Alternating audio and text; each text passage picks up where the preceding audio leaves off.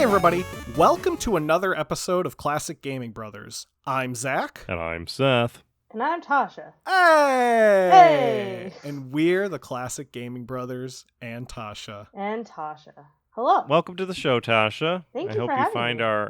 You're welcome. The accommodations pleasant. We have cleaned after the minor fire and the last time we had a guest in studio, which was Matt, I believe. Yes. Yes. Yeah, well, Matt was we've great. had multiple Matts. We've had multiple Matts on the show. And they've all let the studio in a disaster. We're also off. We were going to have you on last week, but then the time vortex happened, and Oh, now yeah. you're here on this week. Seth got married, and then I had to move, and then you didn't know you were going to be on the show, in that order. Yeah. Because I was about to say, you That's texted me last week. Yeah, it's true. Yeah, that's the week we wanted you on. Oh, great. Okay, cool. Better than what we usually do is we text you this week for last week. Oh, yeah, understandable. We're like, where were you? That's how I usually You am. never showed up. A wizard always arrives when he intends to. We have Tasha here with us today. Tasha actually went to school with me, Yes, and you went to my wedding. and I went to Tasha's wedding. I didn't go to the wedding. No, Yeah, Seth was sorry. not invited. I didn't know you back then. It's true. That's true. It's true. That's true. To be fair, Seth, you didn't invite Tasha to your wedding. Yeah. No. Yeah. So we're on even I ground. don't invite strangers. But Tasha is an expert in our topic today, which is Nancy Drew games. And Yes. we will get into those in a moment. It's a fun topic. It is a fun topic. It's a topic that Seth and I are not familiar with. Yeah. Have you guys ever played? Have you guys ever played an Nancy Drew? I have not. Probably. Probably. Wow.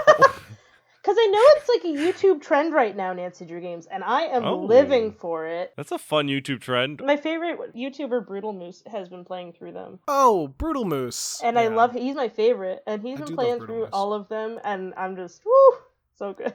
Nice. We found out that there was a trend that people speedrun Titanic Adventure out of time. Really? And I thought that was a unique game to speedrun. That is a very unique game to speed. Yeah. You got to get to the part where you fry the guy in the Turkish bath. No, you don't fry him. You don't. Somebody else kills Hadelitz. Spoiler alert, Hadelitz dies.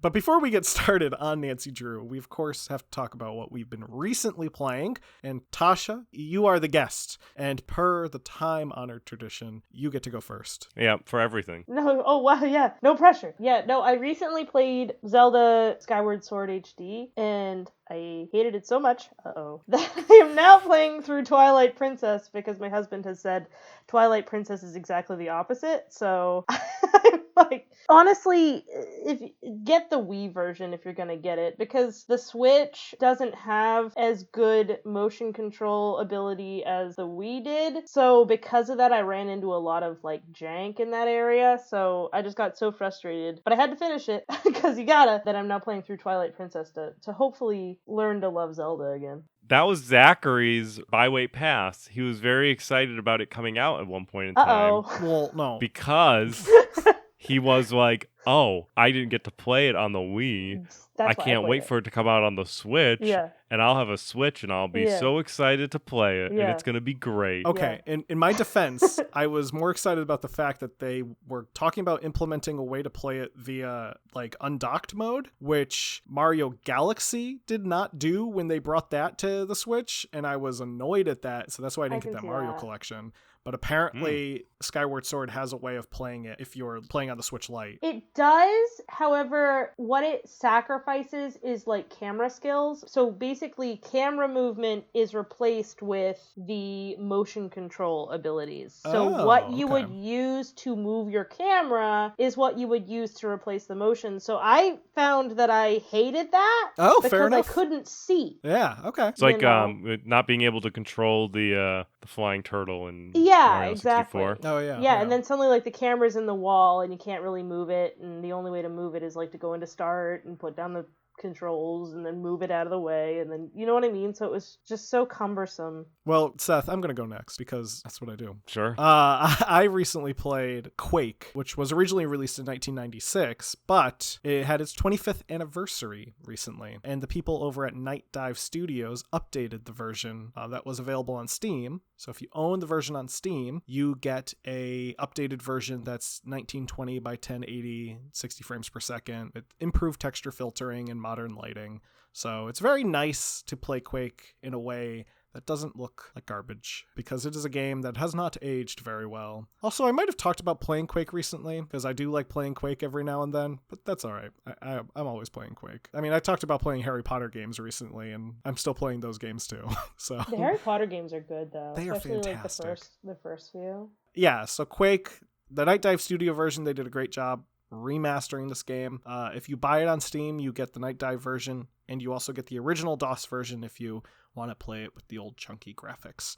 I will say that the updated version is annoying because it's Bethesda, and it has to be annoying. So when you launch the game, it logs you into a Bethesda account that you may or may not have. So if you have a Bethesda account, it will log you in automatically. If you don't have a Bethesda account, it's free, but it's obnoxious. And it is required. Yeah, it's like all the Uplay games. Yeah, it's so annoying. Yeah. And it's the same with their version of Doom, and it's Yeah. like the port of Doom on the Switch, the port of Doom on the PS4, exactly the same thing. It logs you into the Bethesda account when you play them. So obnoxious, but On the Switch? the Switch version of Doom, Oh, yeah. that's weird. I Really? don't like Even that. the Switch? Yeah, the Switch Doom and the Switch Doom 64, which they put Wow. on there. It's you know what's funny? I tolerate that on the PC. Yeah. But I feel like I would be more pissed about it on the Switch because Yeah. I feel like the UI is not necessarily the best for navigating through like acceptance agreements. So Seth, what have you been recently playing? So, in the vein of trying to complete one video game in my life, I've been recently playing a DLC. So I'm not here to talk about the base game, which I've talked enough about this podcast, since I believe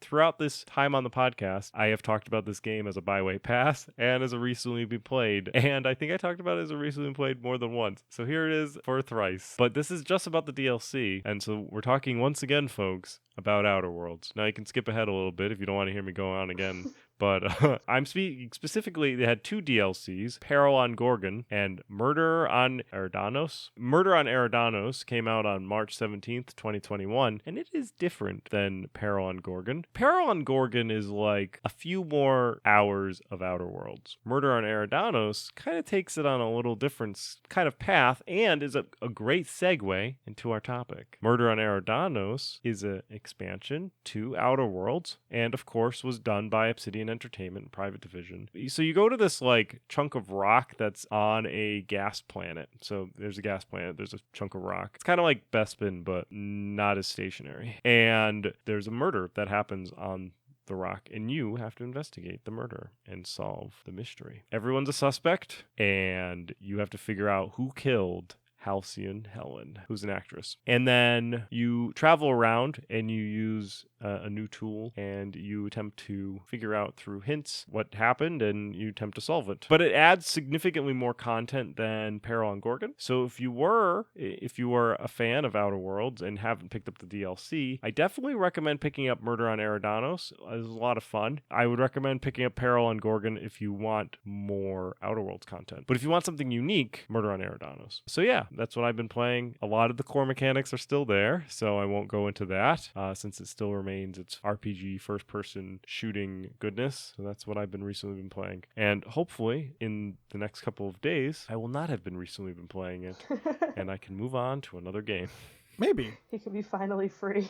I can be finally free until Outer Worlds 2 comes out, and then I'll be stuck perpetually playing that game, because that's what happens.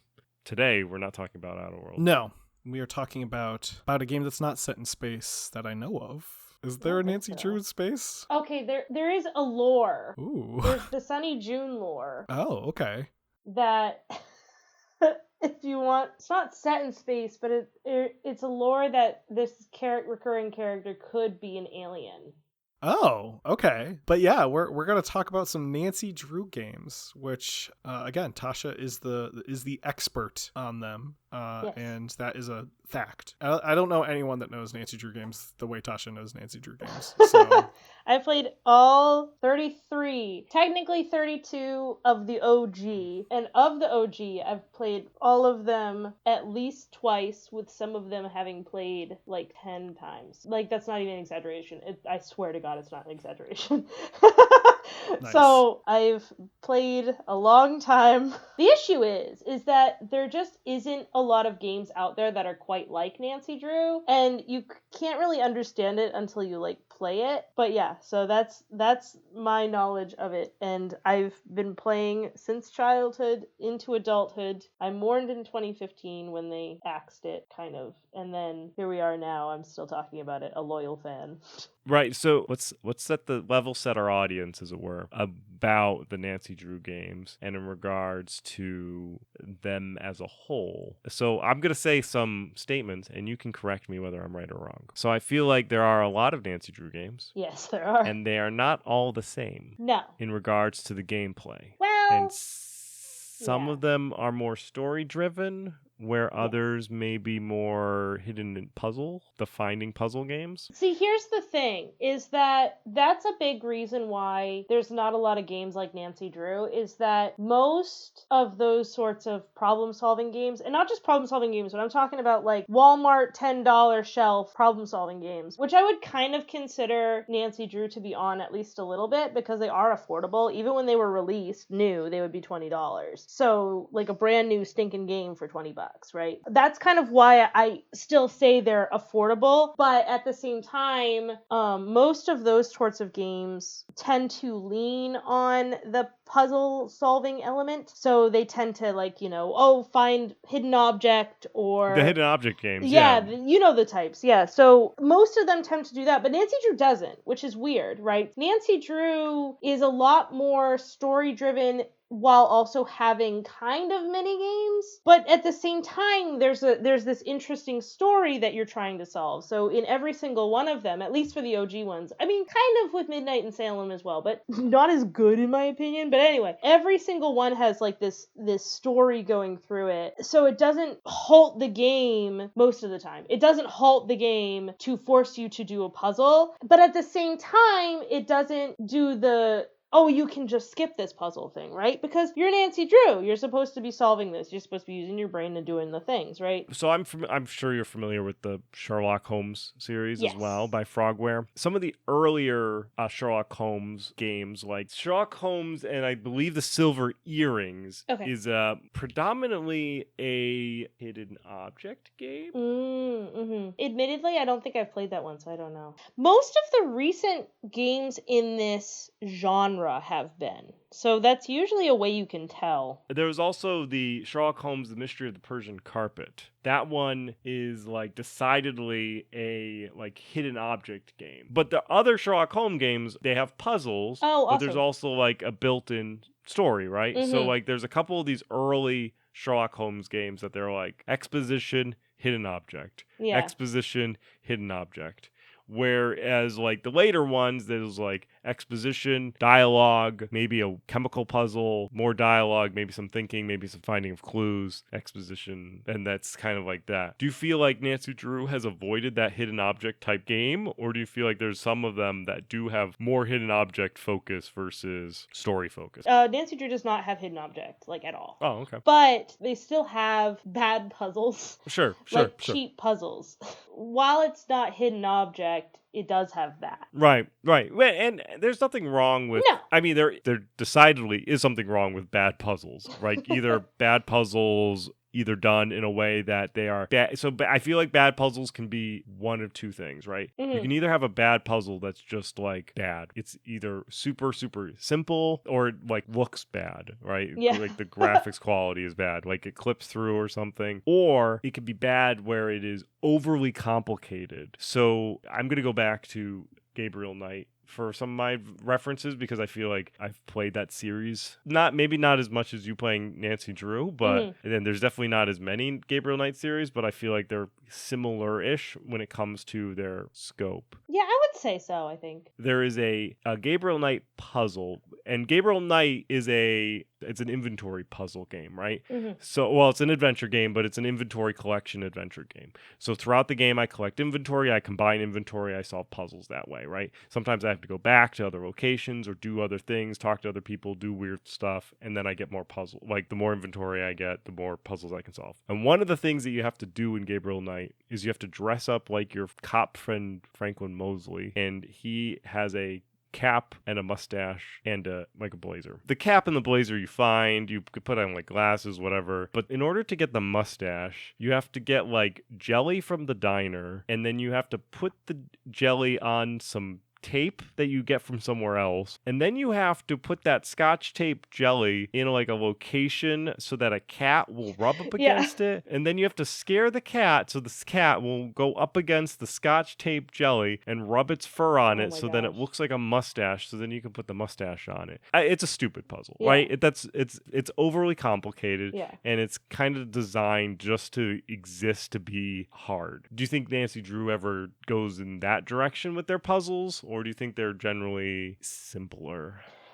I would say yes, they are simpler. The thing about Nancy Drew, and I think the reason why Nancy Drew still has such a hard, loyal fan base even now, like Nancy Drew, besides Midnight in Salem, which is a whole nother thing, there's a whole reason why I don't count Midnight in Salem as like the Nancy Drew catalog. But before Midnight in Salem, the last one that was released was the ship one, the Sea of Darkness one. That was back in like, I think it was 2014, 2015, and you still the Nancy Drew fan page still has like people who are all the time like commenting, liking, they're still making posts about it, they're still involved, they're still really out there. So why is that, right? And I think the reason is that the Nancy Drew niche, so going off your Gabriel Knight example for a second, is Nancy Drew is a little bit simpler. It is a inventory-based game style, but you don't normally combine inventories together. So you only intake inventory and expel inventory to solve a puzzle. Okay. As well as, I think just the subject matter is something that is not covered a lot in gameplay, because not just like the whole, ooh, she's a girl thing, but it's also just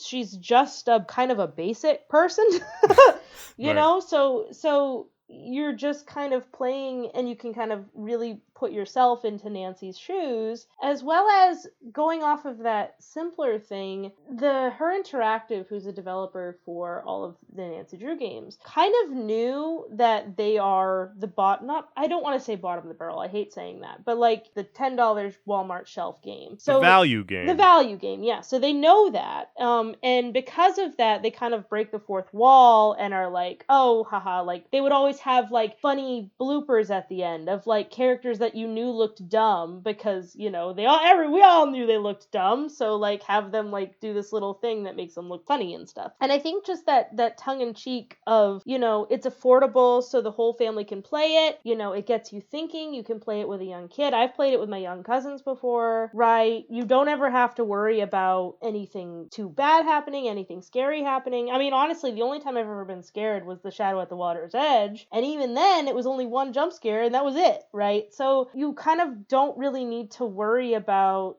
is this game going to kill me emotionally? No, it's not. I can just shut my brain off while still using my brain, as well as having a feel-good story at the end, right? So I think that's something a lot of games don't necessarily have, because you'll have like the Gabriel Knights, and I'm a huge fan of like Blackwell and like those sorts of things, and I think those are just they're very fun, and trust me, I love them. Blackwell's one of my favorite series, but at the same time, they'll wreck you emotionally. Most adventure games have amazing storylines, but sometimes I just want a candy, right? Like sometimes I just want my brain to just have a good time. So I think that's kind of what that niche is. So even though, yes, Nancy Drew is simpler, I think it's simpler for a reason. You know what I mean? Yeah, and if they're kind of a value game and they've produced a lot, right? Mm-hmm. So they're not necessarily they started putting them out in 1998. The last one came out in, you said Sea of Darkness is your official last That's one. my official So last that's one. 2015. Yeah, and that's a So whole they thing.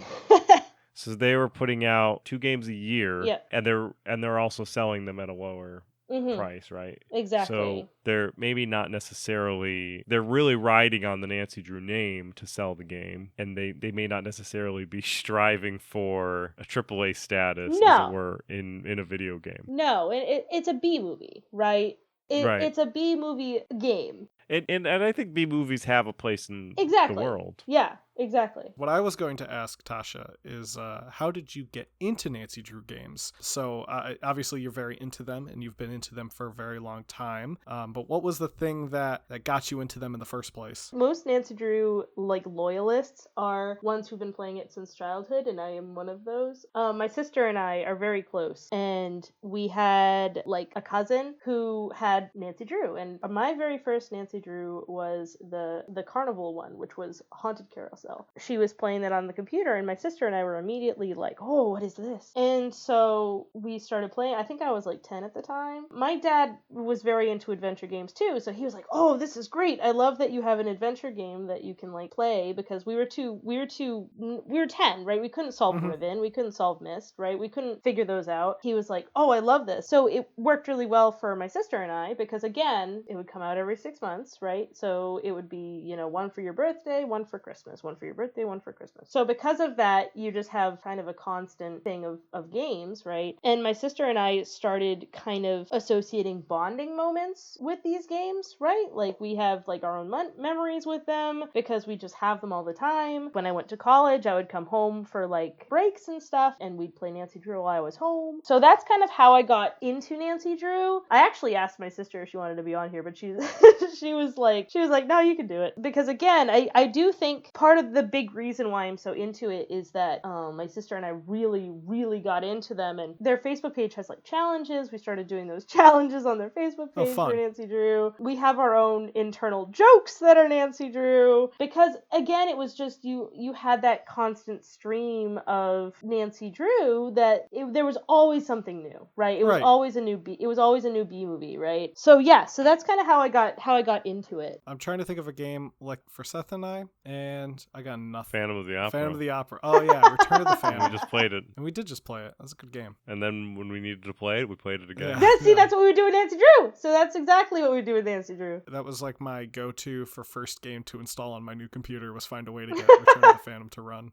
no matter what. That's a good game. It was a good game. Well, speaking of Dragonsphere too. Speaking of Return of the Phantom and Dragonsphere, those are some adventure games, Tasha. Do you like other adventure games besides Nancy Drew? I do. I like the Myst series. We were just talking about before we started recording that I named my cat Riven after Riven, the game. And Blackwell is easily my favorite series. If anyone listening has not played Blackwell yet, I swear to God, you really need to. So yeah, I do really love adventure games, and it's a dying genre, and I hope it stays around. So, but yeah, I love pretty much any adventure game you put in front of me. I'm just heck yeah.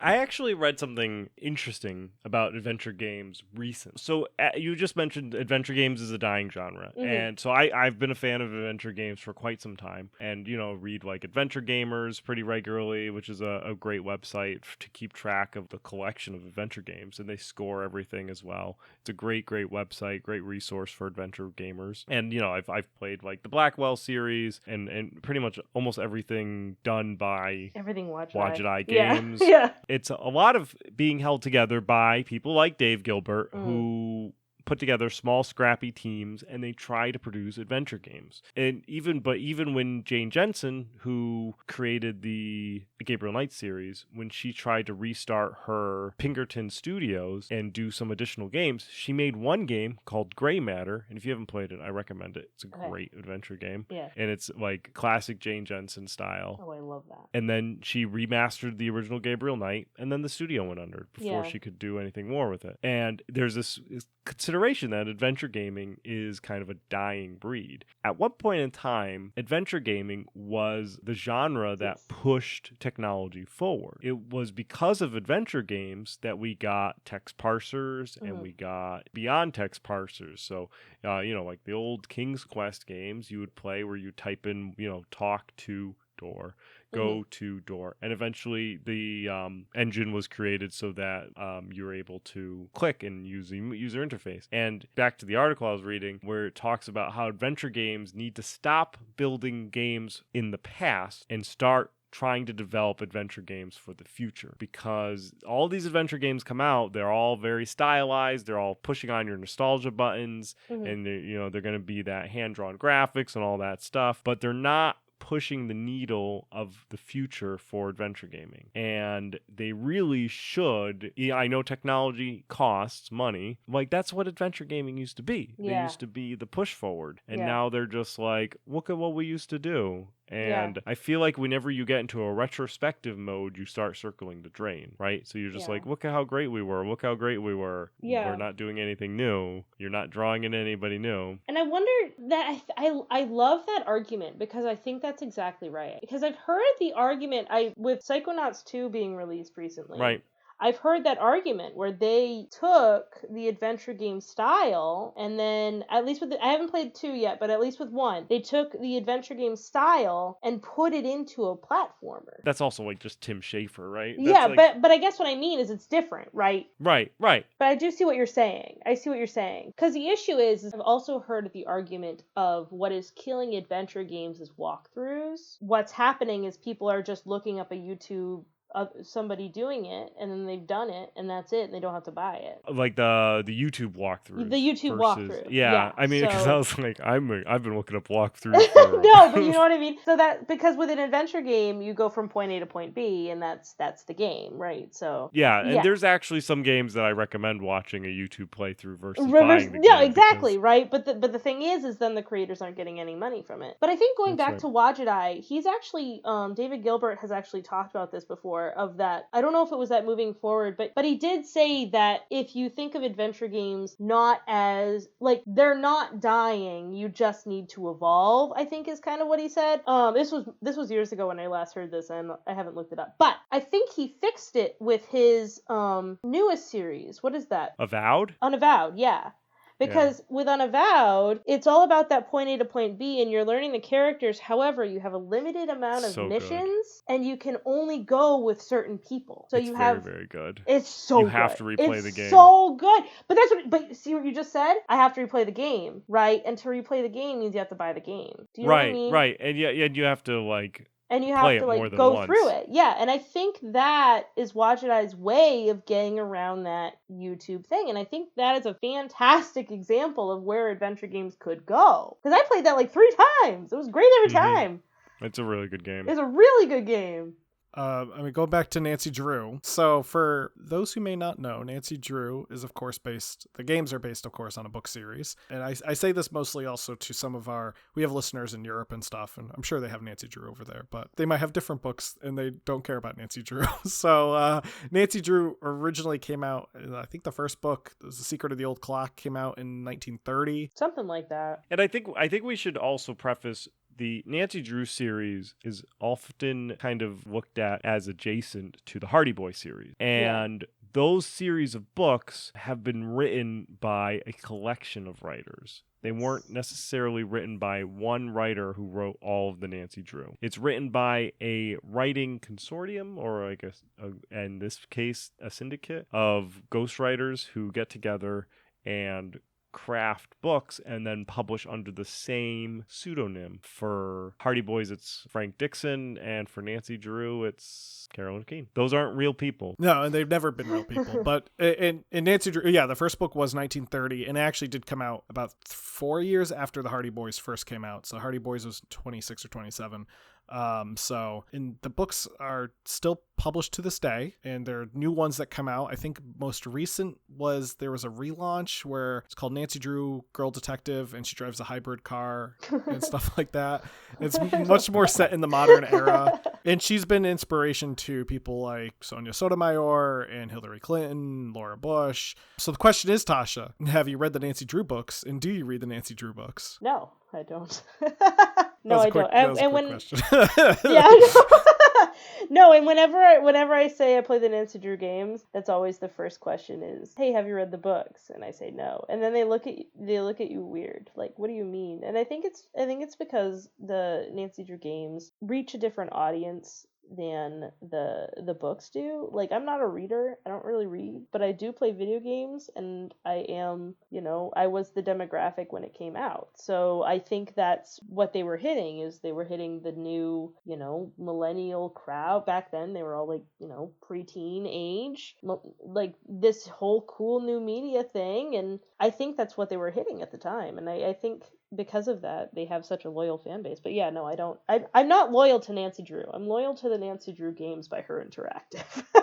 There is something to be said about a smelly Hardy Boy book, though. Crack it open in the 1930s. My grandmother once gave me a original print of like back in the 30s Nancy Drew book, and yeah, you open it up, you're like, oh, this is great. Yeah, I haven't read it, but it smells great. You've been talking about Her Interactive, and they're the people who actually created the Nancy Drew games. Can you give us a little history of the Nancy Drew games and Her Interactive as a company? So just in case, I gotta say this, this is just from hearsay and following the Her Interactive, for probably 20 years at this point. I actually applied to a job over there once. I actually designed some of their merch at one point. So I've been like bros with Her Interactive. They don't know who I am, but in my brain, I've been bros with Her Interactive. So basically, Her Interactive started around 1990, I think, to do the Nancy Drew games. And they originally started not in 3D. They originally started with hand-drawn animation. So all of their animation was hand-drawn, and then it got pretty popular, so they started with the 3D animation, which is the ones most people know, and they started like doing that hyper release. And then I think they had like 3 different engines before Midnight in Salem. Again, Midnight in Salem is a whole nother thing. I'll talk about that later. But for 32 back, they had like 3 different engines. There was the engine in the early ones, the engine in the middle ones, and then the newest engine in the mid 2000s, where it just kind of the UI and sort of stuff. And the reason I kind of break it into those 3 is that the first engine ones kind of they were getting their story going, they were learning how things were done, the games were a little faster, the puzzles were a little easier, the characters had nothing to them, right? And then by the time they get to their middle section, that's when they started realizing, oh, hey, we can have like a story. This was around like 7 or I don't remember which one actually switched over, but around like 7 or 8, around where they started double digits, they switched into their second engine, and that was when the graphics got a little better, the games started getting a little better, their mini games were really good, their storylines were good. Also, that's when they started saying, hey, we're a B game title, let's start making fun of this B game title stuff. So that's around the area where they start like poking fun at themselves and making jokes about themselves, making jokes about their glitches and their, finickiness. And then by the time they get to the early 2010s, that's when they get into their newest engine, which are their best games. So that's like Ghost at Thornton Hall, The Secret Spy. Those are some of my favorites. The Secret Spy especially had a full through line, had Nancy Drew character development, which is wild to think about, but the fact that these reoccurring characters who were so episodic having character development is just, it's like Ed, and Eddie having character development. You know what I mean? That's like kind of the best way to determine it, is like, wow, Ed learned something or something like that. So that's why Nancy having character development in The Silent Spy was such a big deal. Even in like the last one, number 32, she had character development with her relationship with Ned. And so that last group, they really started saying, hey, we're B developers, but we've been doing this for 20 years. We know what we're doing. And they really leaned into that, and they really learned and got fantastic. They were really good games. And then in 2014 was when they switched their CEO, and in 2015 they laid off half the company. They got rid of, I'm really bad with names, but Lonnie Manella as Nancy Drew's voice actress. They switched up all the stuff, and they stopped releasing Nancy Drew games. After releasing Nancy Drew games twice a year since 1998, in 2015 they stopped. And it was very weird. And as a fan during that time, they did the normal thing. They advertised what the next game was going to be, and then there was silence for like 3 years. And their social media kept up, but whenever you'd ask what the game was, the comment would just be unanswered. So it was a long time of like, where is this game? Where is this game? Where is this game? And again, we fall back on that niche of the people who loved Nancy Drew didn't have another game to go to. So because of that, all these fans were hopelessly loyal, right? And waiting for this game that they just weren't even talking about. And I think we only got a couple of updates. We got like one in 2018 saying it was coming, and we were like, oh, it's coming, it's coming, it's coming. And then the release date came and went, and then that was it. And we got back to that radio silence. And of course, like, you know, the people who were laid off and the people who remained at Her Interactive couldn't really say what was happening. You know, you can't say that stuff. You got to protect your job. And I totally understand it. And then finally, this game gets released in 2019. This is Midnight in Salem. This is why I always cluster this out. Midnight in Salem was completely different. It had, instead of a point and click aspect, it had more of a walking around aspect. You could still point and click, but it was much more like looking around rather than like the classic like you look here sort of situation. The graphics were completely different. The UI was completely different, which is, you know, normally fine. However, the quality was way down. And I say this as, you know, with a B movie, right? The quality was way down. The story was way down. The voice acting was way down, and it was weird. Right? It had the story going throughout, but also it wasn't developed by Her Interactive. It was developed by a third-party company that I don't remember the name of, but then produced by Her Interactive, which is weird because Her Interactive had always developed in-house. So because of that, I suspect this is all suspicion as a fan.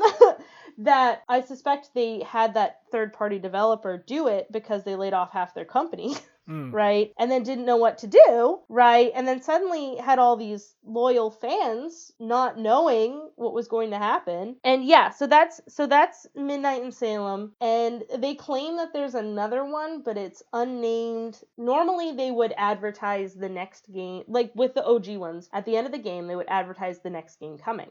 But with Midnight in Salem, they didn't. So because of that, it's like, okay, well, that's it, probably, right? I mourned my Nancy Drew. It was a good run, fellas.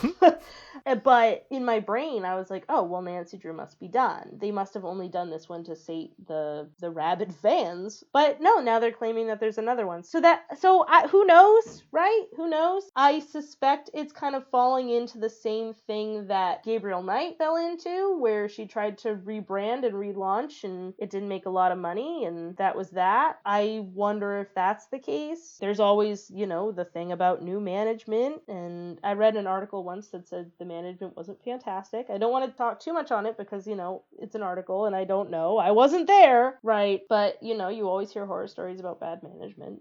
So that's kind of how it is that, you know, you have 15 years of a fantastic game, or 17 years of a fantastic game, and then it just ends right when it was at its peak. So that's kind of the history of Nancy Drew in a nutshell. There's all this other stuff, but You mentioned when going through the games, it changed game engine a few times. And do you feel like because of the frequency of the games released that it wasn't too jarring when there was a engine change, or was it jarring? Because so there's a Broken Sword series that's done by Charles Cecil and Revolution Entertainment, where they changed the engine. So there's like, I want to say like there's 6 or 7 of them. There's not 30 of them, but there's like the first 2 are in one art style. The third one's in a different, it's like 3D, and then like changes again, and then it changed, like the remastered version kind of went back to the art style, like a fancier but still like hand-drawn kind of stuff. You saw it also in Gabriel Knight. The first Gabriel Knight was like a 2D, like very traditional adventure game with the point and click. The second was FMV, and I then love the that. third is 3D.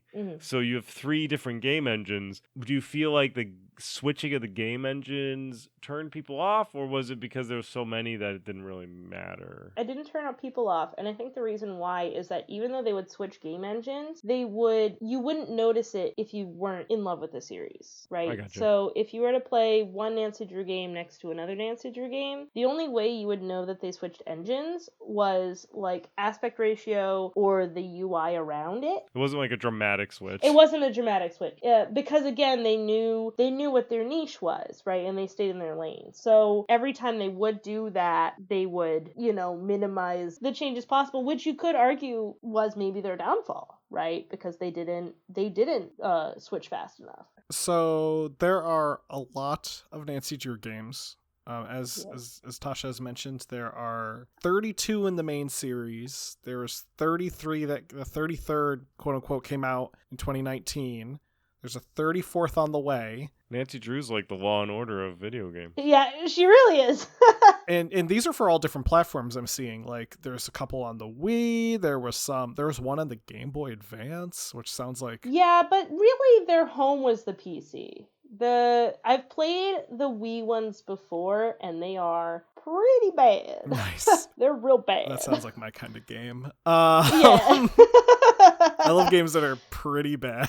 But I guess the question is, like, if I wanted to get into Nancy Drew, I see a bunch of them are on Steam. Like, if I wanted to buy a Nancy Drew game today, where do I start? So if you wanted to buy a Nancy Drew game today, you need to think about why you want to play them. If you want to play a good Nancy Drew game, then get Ghost of Thornton Hall or The Silent Spy, which is number 28 or 29. Okay.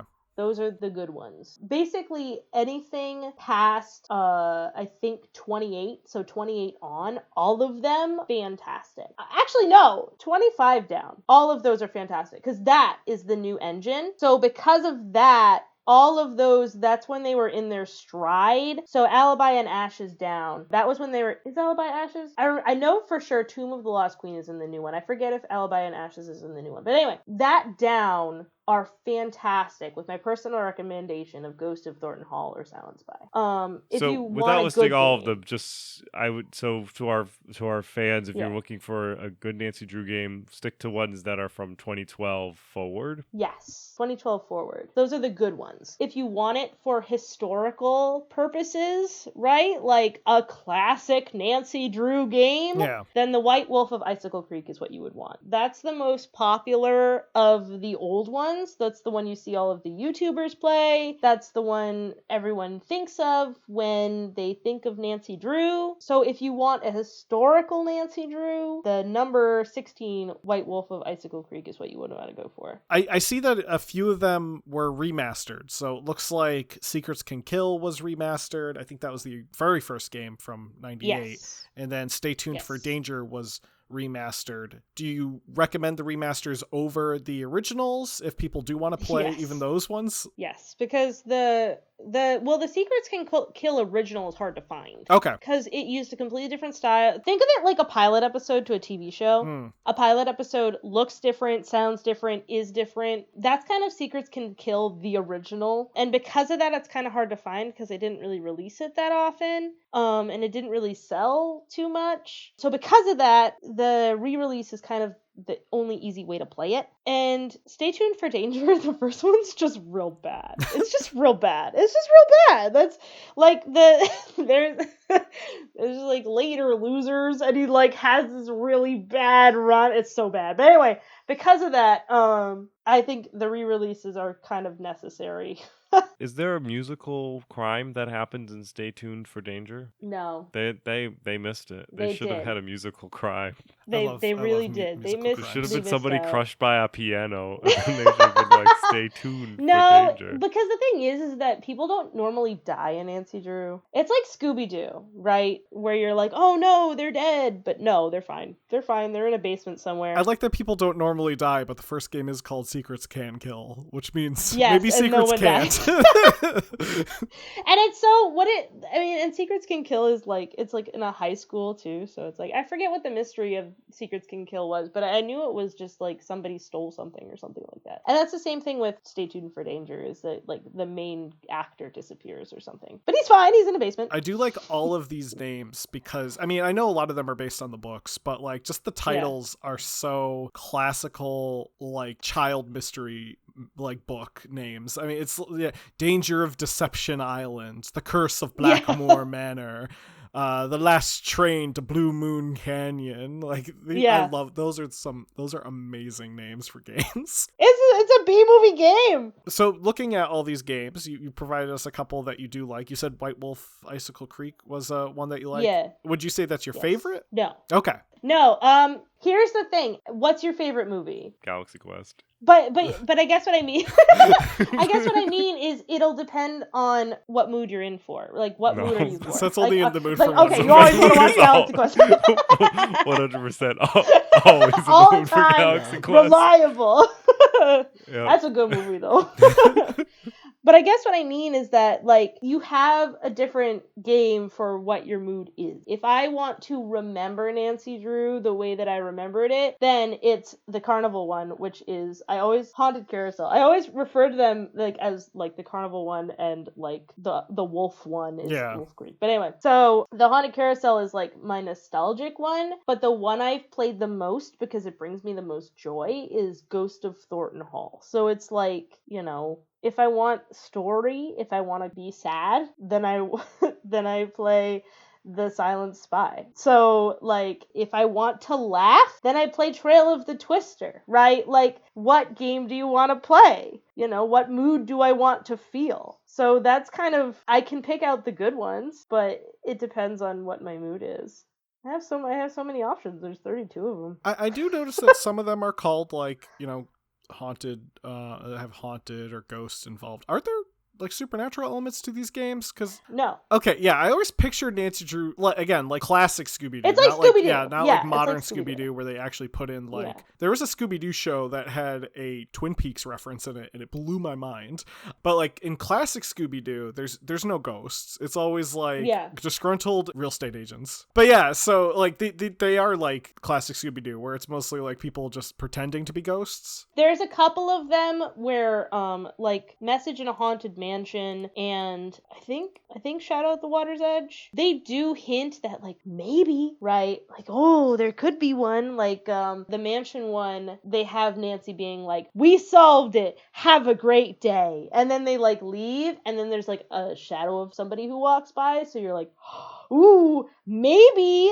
But, like, beyond that, you always have, like, again, Scooby-Doo, you always have the hood pulling off, and it's like, oh, this person! Yeah, there's always that.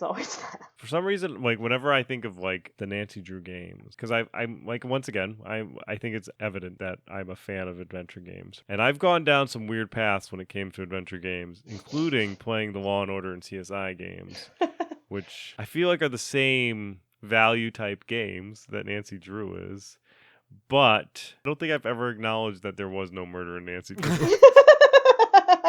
You always just assume somebody died. You're like, oh, Nancy solved it. Yeah, I mean, what other problems could a detective solve beyond murder? Well, it's for kids. Kids can't know death exists. Imagine if Putt-Putt had to solve a murder. There's death in Hardy Boys, isn't it? Don't they get stuck in the ice or something? But the Hardy Boys does pop up in Nancy Drew. I don't know if I've told you that yet. Oh, there's a crossover. Do they cross over? They do cross over. There's like this like little love thing between Nancy and Frank. And Frank's one of the Hardy Boys. One of the Hardy Boys. There isn't a Hardy Boy. Yeah, there isn't a Hardy Boys like game series though. There is. Oh, there is. There is. Is it? I haven't played it. Wait, the Hardy Boys appear in the video game? They appear in both the Nancy Drew video game and in, I think they have their own series, but I haven't really looked into it. So they do, but there's only like 6 games. Oh, fun. Yeah. Yeah. Is it by Her Interactive? I don't know. They're by a bunch of different people. They have a Wii game that I tried to play. It's really bad. Her Interactive did do the one for the Nintendo DS. Interesting. Okay. Yeah. Sounds like shovelware to me. Yeah, it is. But no, they do. They're a reoccurring character in Nancy Drew. They're like in not every The game, video but game. most games. Yeah, the video game. Are they actually in the novels? I don't know. I don't know Are if they? they're- I feel like they might be. They might be in the novels. Maybe they are in the same. I know that they exist in the same universe. I feel like they must, right? Like they own the rights.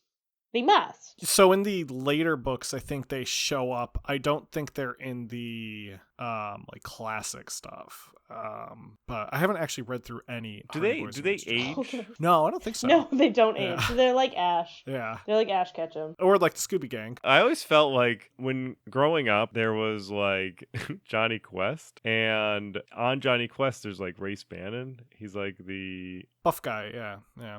he's the buff guy, and he like in the Venture Brothers they have like a Ray Spannon character who like throws barrels at everything. But I always envisioned one of the Hardy Boys growing up and becoming Ray Spannon, or like I always pictured like the Hardy Boys grew up and became the Professor guy and Ray Spannon. Yeah, I'm definitely going to really get into Hardy Boys or Nancy Drew after this episode, though. Like, I'm probably If gonna you get want back any into of the Johnny games, Quest. I have like all of them. I will probably play at least one of them, and I probably will just pick up random books. I have so many Nancy Drew books just from people giving them to me as gifts. After our conversation, though, I looked it up, and yes, Hardy Boys and Nancy Drew appeared in a long time ago books, and I just want to say that for if anyone's yelling at the podcast.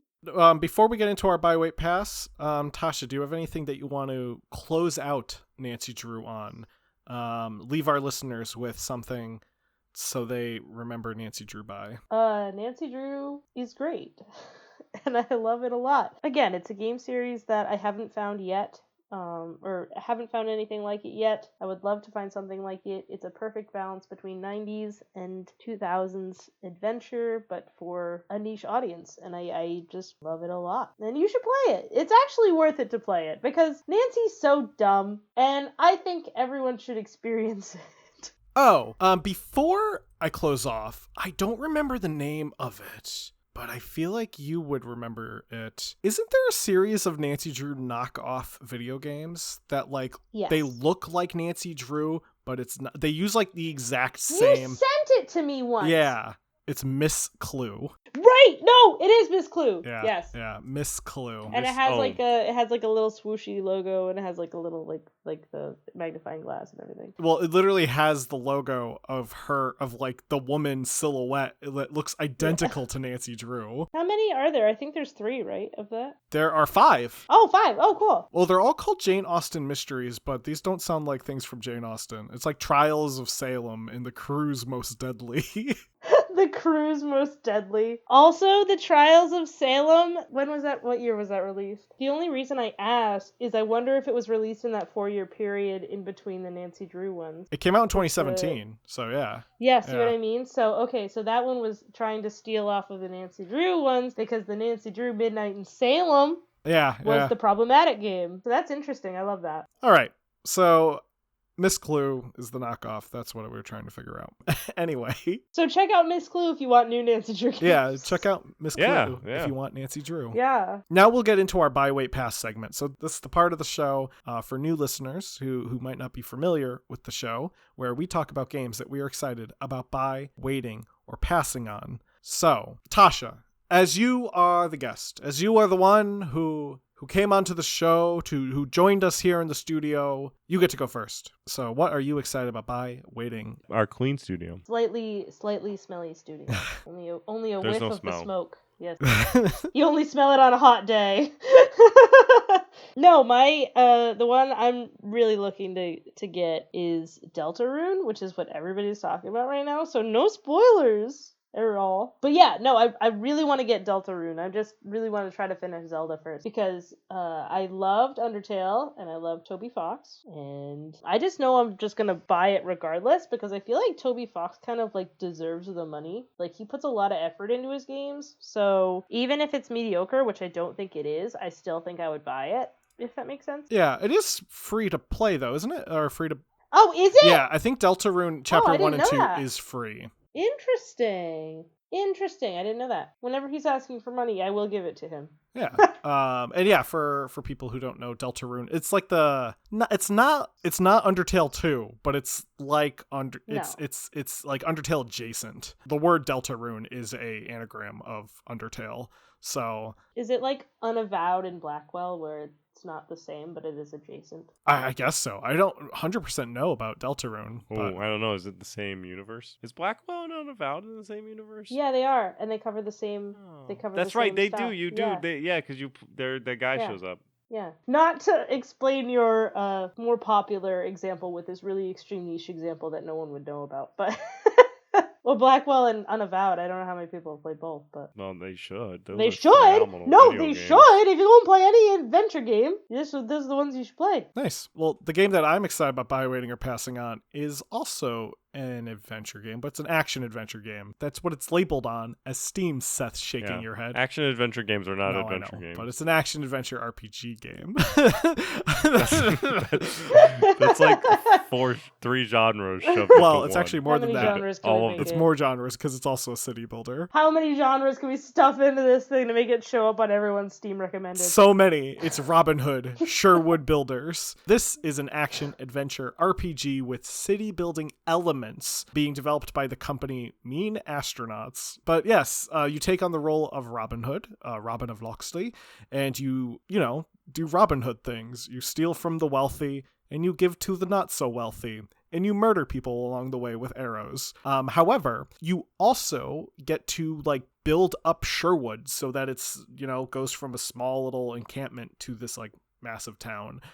So there is a city building element where you can build buildings and maintain economy. And then there's also this action element where you can fight off the sheriff's people that come into town to mess with your people and all that sort of things. I said it kind of reminds me of a violent version of this game that I had that was made by Crayola called Crayola Castle Creator, where you built a castle and then you got to walk around the castle. And it reminds me of that game, except in this game, you can murder people. In that game, you could not murder people, but there was a scary jester.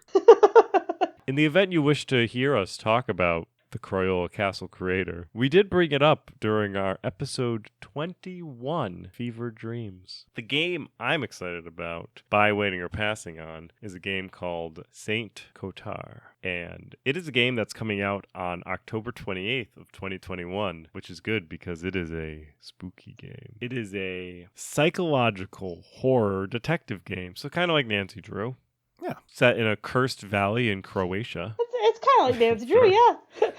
And you investigate the disappearance of your relative in an occult-ridden town of Sveti Kotar, where you have a mechanic where you can switch between the conflicting realities of two individuals. It looks fun, and it also looks vaguely creepy, but not creepy enough that stops me from playing it. Because I have a horror threshold, and I can only play really scary games with my brother on stream.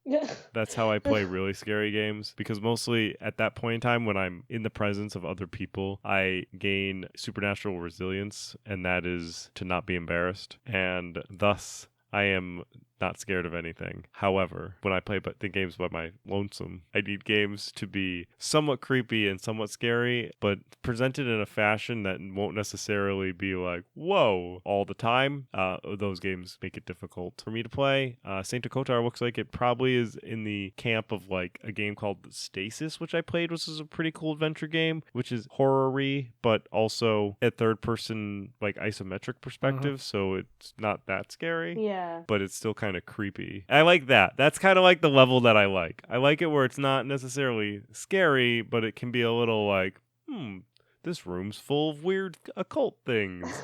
So first-person horror games, I have a little difficulty with sometimes, because sometimes those games can be too scary. Unless it's old-school first-person horror, then I don't particularly care. So anyway, hopefully to be launched on October 28th of 2021, which is in the future. It's pretty close. If you're listening on the episode when it comes out, it could also be in the past if you're listening in the future.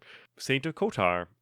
It is, put it down as a wait. Bordering towards buy. Mostly because I feel like currently, today, I would not buy it. But by the time October 28th rolls around, I may be in the mood to buy it, because I may be in the mood to play that type of game. However, October 28th, I may be busy during those times that lead up through Halloween. And after Halloween, I don't particularly want to play spooky games anymore. So my spookiness, there may be a short window where I will buy it, but primarily I'll probably just wait until it's on sale. Yeah, you could also see how other people are playing it in like the beginning levels, and if the beginning levels are too spook. Because that's what I did with Resident Evil 7. I watched. Like, see how scary it was? few, yeah, because I was like, how is this? Like, because like, what type of scare too, right? Like, is it all jump scare? Yeah, I'm not a big jump scare Me person. neither, right? So that will be our episode on Nancy Drew. Thank you, Tasha. Yes, our Nancy Drew episode. Thank you, Tasha, Thank for you. joining us. Yes, thank you, Thanks for having Tasha. me. Without you, this episode would not have existed. That's right. I understand. You guys would just say Nancy Drew at each other, and that was it. Before we move into just our little end segment where we tell people what to do, is there anything you, Tasha, do you have anything to promote? Do you have anything that you want to like tell our listeners? Like, I'm a graphic designer and media specialist for MIT for a living, so because of that I would like nothing less than to have my own channel, because I already manage enough media. So because of that I don't have any outward things, but if you see anything that's UglyButton, UglyButton, that is likely me, but I don't really produce much content personally because I'm very busy. So find the Ugly Button and follow it. Find me. Yes, if you find UglyButton, it is me. So we have a drawing that we're going to do, which is the first drawing we've done in a long time. Well, no, whoa. If you don't mention when the last drawing was, then people will forget that they'll be like, oh, they've done one recently. We're going to do a drawing to have anybody who's listening to this episode and haven't listened to any other episode. Well, thank you for getting to this part of the episode. However, we do a drawing, and we do a drawing based on those who send us emails. So if you want to receive the possibility of getting a free game from a list of games, send us an email, and we'll get into how you can send us an email after this drawing. Zach, we're gonna roll out the spinny bin that has all the names in it, and Tasha's going to reach into the big spinny bin that has all the names on it and read the first name. Reaching in. So many. So It's a little sticky. No, it's not sticky. That spinny bin is it might be a little sticky. well cleaned spinning bin. All right, I got one. So Tasha, what was the name that you pulled? The lucky The person. name is Aaron. Oh, Aaron. Aaron. Well, thank you, Aaron, for writing into us. We'll be in contact with you for your free game. Since you wrote into us, we have the information we need to reach back out. And you want to write out to us in the future, or if you want to be like Aaron, enjoy the lucky prize winners of the random raffle that we do very occasionally, there's a couple ways that you can contact us, support us, and listen to us. You can contact us by sending us an email at classicgamingbrothers@gmail.com. You can also send it to Seth@classicgamingbrothers.com, Zach@classicgamingbrothers.com, or even, if you're fun, classicgamingbrothers@classicgamingbrothers.com.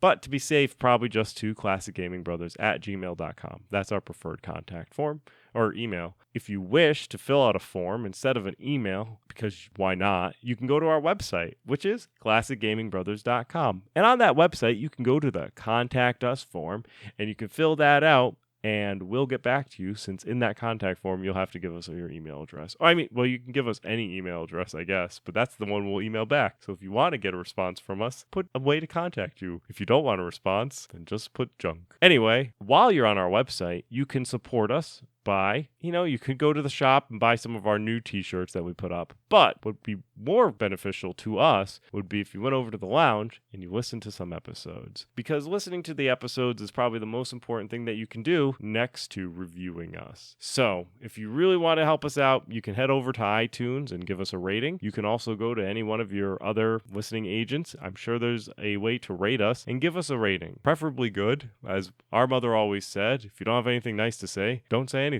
She also said we have faces made for radio, so there's that too, which I guess is nice. We would appreciate the review. We appreciate the rating. And of course, we appreciate the listen. We also recommend telling 3 of your friends, since that's always just a good way to spread the words of the Classic Gaming Brothers. Finally, you can listen to us. You can listen to us on the application that you're using right now, which may be Podbeam. It could also be iTunes or Spotify or Stitcher. It could be one of those. You could also switch into any of the other ones that I just listed. You can search the various podcasting apps or aggregators, and you can use one of them, like Podcast Addict or what have you. We should be there. We are also now on Facebook. So that's a kind of a way that you can also support us, as well as to listen to us and to contact us by going to our social medias and following us. We have our Facebook page, which is at Classic Gaming Brothers. We have our Instagram page, which is at Classic Gaming Brothers. We have our Twitch, which is twitch.tv/Classic Gaming Brothers. We have a Twitter, which is CG Brothers Pod. All of those you can follow, and we will announce when there's new episodes. And now on Facebook, you can listen to an episode on Facebook without leaving the Facebook platform. How convenient is that? Liking and listening all in one place. I guess, yeah, if that's what you want to do, that's what you can do. And that's how you can contact us, support us, and listen to us. Zach, is there anything I'm missing? Don't play games like my brother. And don't play games like my brother. I've been Zach. I've been Seth. And I've been Tasha. And we've been the Classic Gaming Brothers and Tasha. And Tasha. That's right. So now, Tasha, now that the podcast is officially over, this is where we start the Celebrity Deathmatch podcast, where we talk about Celebrity Deathmatch and how it's always a good fight.